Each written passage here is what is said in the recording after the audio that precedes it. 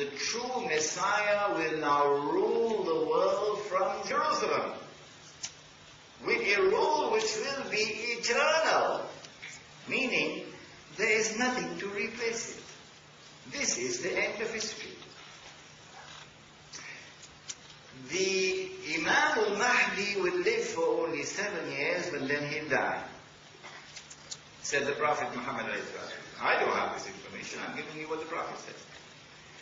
But Isa alayhi salam will live for 40 years. The Prophet said that Jesus alayhi salam will get married. The Pope doesn't know that. I hope he'll marry a Palestinian girl. Yes. And he will have children. Yes. And then he will die. Yes. So don't worship him, because he's going to die. Worship the God who never dies. And then, said the Prophet Muhammad alayhi salatu wasalam, he's going to be buried next to me. Next to me in Medina. This would be the end of the story of Jerusalem in the Quran. What follows after this is the last part of the last stage of history. We don't know how long it will last. Nobody knows, only Allah knows. But at the end of that, Allah is going to bring the world to an end. But at this time,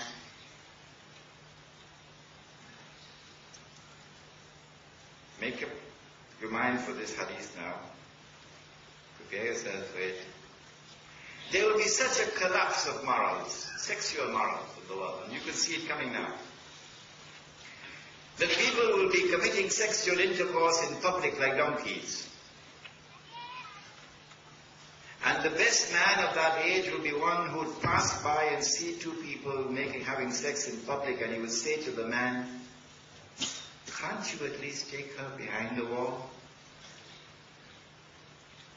That is the tomorrow that is coming. And then Allah will bring the world to an end. And then will come the day of judgment, when we stand before Allah. And then all that is spoken in the Quran, and which we have quoted in this book, all of these things will now be seen with the eyes which can no longer be denied. This has been Jerusalem in the Quran, and I've taken exactly 2 hours. Before I end, let me commend that you read this book, because the entire lecture is in here. I could not give you the whole lecture. And one final word, my teacher who trained me, Maulana Fadlur Rahman Ansari, was also trained by Maulana Abdul Alim Siddiqui, rahimahullah. Maulana Abdul Alim Siddiqui visited Singapore something like 26 times in the 1920s and 1930s. And I heard the story of how this masjid was established. And Maulana Fadlur Rahman Ansari, who was my teacher, he lived in Singapore in 1935 for 1 year.